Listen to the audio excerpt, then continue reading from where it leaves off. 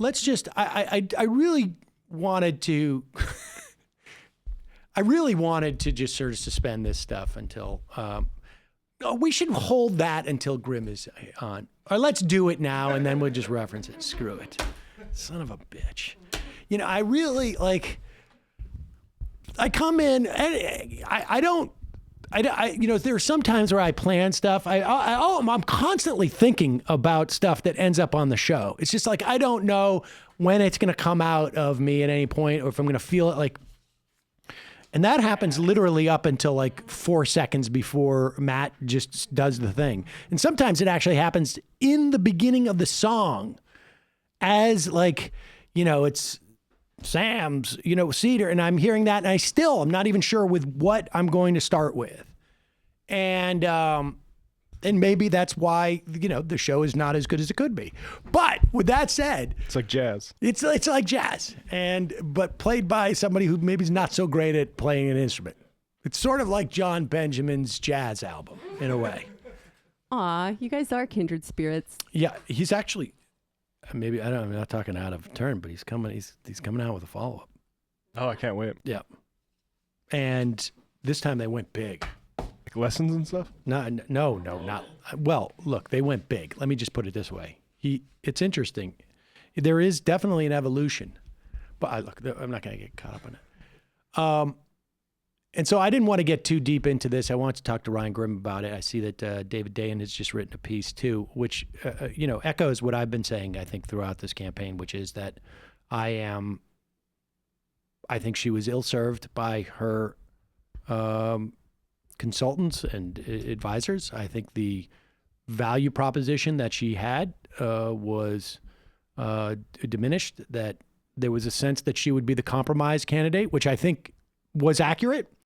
And they turned her into the compromised candidate in many respects. And I think that it's a shame. And I think that she's still getting bad advice.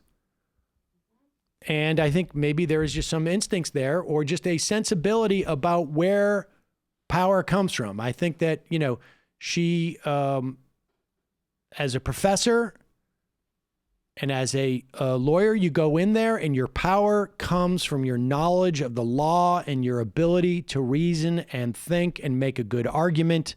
And that is the sine qua non, if you will, of those type of arguments. And within the context of working within government and its bureaucracies and the power plays that are very individual, like political wars in academia and within like political systems that are very much about literally numbers of people that you can count on your hand. That these people are aligned with those people. I mean, the politics that you deal with in academia, and I can tell you, I know about the politics that were taking place at Harvard Law School in the 90s, because we got some of the throw-offs from that at BU when I was there. And I knew a lot of Harvard alum, frankly, because of the legal circles. I'm in Massachusetts.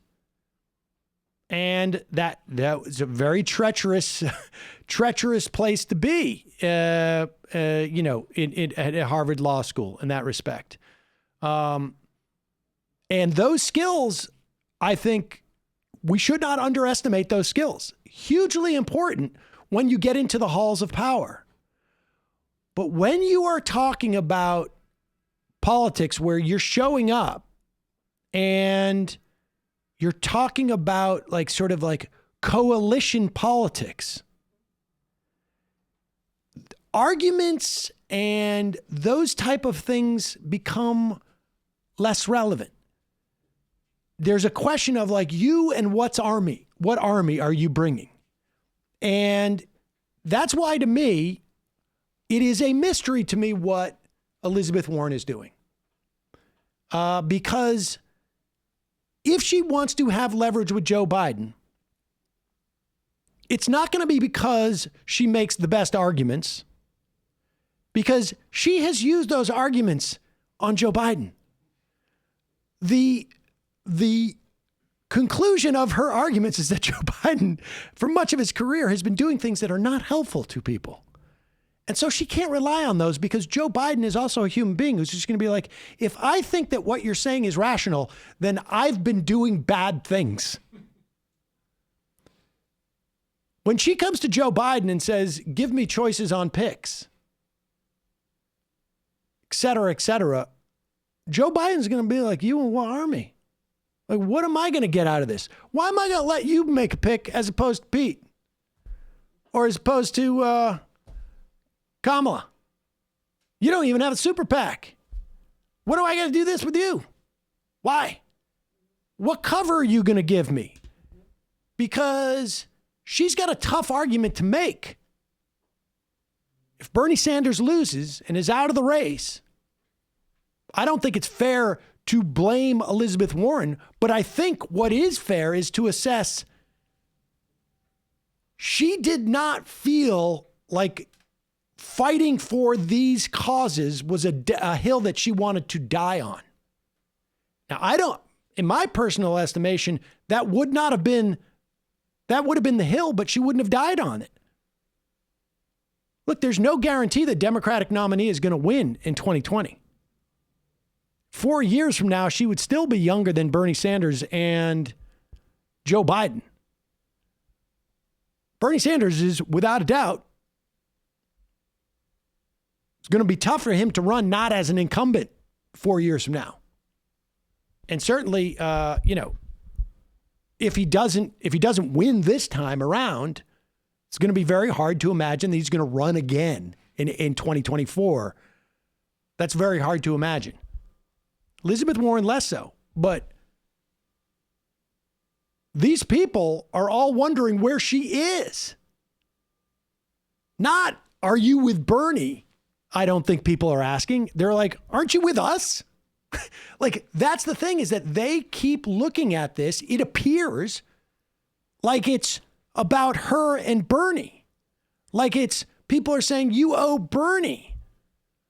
I think what people are saying, of course, narrowly tailored on Twitter, people phrase it this way. I think what people are saying is like, wait, I don't know if "owe" is the right word, but like, aren't you with us? No, I mean, she does owe people as a politician with a constituency. However you want to phrase it. I just don't want to get hung up on what that dynamic is. I think there's a bit of projection with the owing discourse, going back to what Weigel said, in that, like, I think in October or whenever she was leading the polls, I think they thought, it's not your time, Bernie. You can actually do this. We're the only progressive campaign that can actually do this. And I think the bitterness comes from, like, then AOC endorses Bernie. And all of a sudden, like, I think they felt entitled to it in a way that is creating bitterness now toward Bernie Sanders. I don't know. Here's a report. Now, let me just say this. Okay, this is on Rising. Grimm was on it with Sagar. This is a Fox News journalist. Is he Fox News or local Fox? New Hampshire Fox. Okay, so local Fox is it's slightly different, beast there. But still, I am extremely skeptical of this. But I'm on Twitter talking to, I don't know if they're surrogates of hers, or there's certainly people who are in her camp. And I'm asking for, someone explain this to me. Because I still, frankly, and it's maybe because, people say I'm naive or whatever it is, but I still find it hard to believe that this is about, that her lack of endorsement is about, some anger towards Bernie. And, Weigel says that it's a way for her to maintain some leverage with Biden. I guess, but that doesn't seem logical to me. Like how many votes could she really deliver to Biden? Well, go endorse Biden. If you have value, go close it out for him now. And at the end of this, what makes you think that you're going to have support from anybody except for your 10%? Because your 30% support, 40% support in this party is contingent upon all those people who are supporting Bernie, but perceive you as with them, and they're number two. But here's what this guy says. I find it hard to believe, but Weigel sort of implied it too. Have you spoken with folks in and around the campaign who can kind of lay out the rationale for why not to endorse Bernie Sanders? Yeah. Oh, yeah. I've talked to a few people, and of course, they're talking. They're asking to be anonymous to keep to speak more freely. And they say this: she's not happy with Bernie Sanders. Why? He kind of stuck it to her, didn't he? Where did he go just before Super Tuesday? He went to Massachusetts, her home state. He campaigned in Boston. He campaigned in Springfield. He kind of almost seemed like he was poking at her. And his allies, some of his top surrogates, think the squad especially was saying some really difficult and tough things about Elizabeth Warren, saying it was basically time for her to get the heck out of the race. That really hurt her, I think, from at least what her campaign aides were telling me. And I think that was also a reason why she's in no rush to endorse a guy who used to be considered one of her closest friends in the. That to me, just I have a very hard time believing that. I mean, because like Weigel offered that maybe, she's trying to maintain some leverage, and this is what she did in 2016, and it got her some leverage with Clinton's campaign, I guess. But the idea that it would come down to she was just mad about Bernie trying to win the campaign. That makes her look incredibly petty. I find it very hard to believe. Well, do you think she's, like you said, she's still being taken for a ride by the people that she hired to work for her? Yeah, they're gone. And I want to retain some amount of respect for her. So I've devised a charitable explanation in my mind, not because I love her and I think she's my friend, but because she's still one of the better elected Democrats and we don't have that many progressives to choose from. Exactly. So I'm thinking she's still being very naive about outward-facing politics and about what would best benefit her in her career. And the people who are working for her, who used to work for Hillary Clinton, have no stake in her long-term viability as a politician, and in fact, probably have a stake in suppressing her. I mean, where I'm at with Warren is I'm not super interested in what the rationales are. It's like you were talking about with the computer. When the outputs start looking good again, then I'll start, Right. looking to Elizabeth Warren It's a real positively. shame. I'm bummed. We're all bummed. But again, the big hope is that Bernie pulls something off in the primary tonight.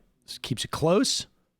I mean, it would be great. I will take a win, but I think Weigel's point about 2008, I had forgotten about that. Michigan and Florida went rogue there, and on some level, like Clinton at that time, and people forget this, and I was just reminded about this. Clinton tried to get those to count, those delegates in Florida and Michigan to count, even though Obama had not run there because he was following the rules of the DNC, and she tried to get it to count. It would be helpful to go back and revisit these things. The DNC always does stuff. There's always some type of, in the RNC too, on some level, like they canceled half the primaries this year. They canceled, literally just said, we're not doing it there. And they kept Weld off the ballot in half the places. Remember that when Trump makes opportunistic claims about the DNC? Yes. I mean, please, everyone, do not delude yourselves. The DNC to the RNC is no different than, the Democrats to the Republicans, which is that, it gets worse. It gets worse than it is now. That doesn't mean it's right. It just means that it gets worse. And, but I had forgotten that. And they tried to claim that they should count the Michigan and Florida delegates. And people are like, what? He didn't even run there.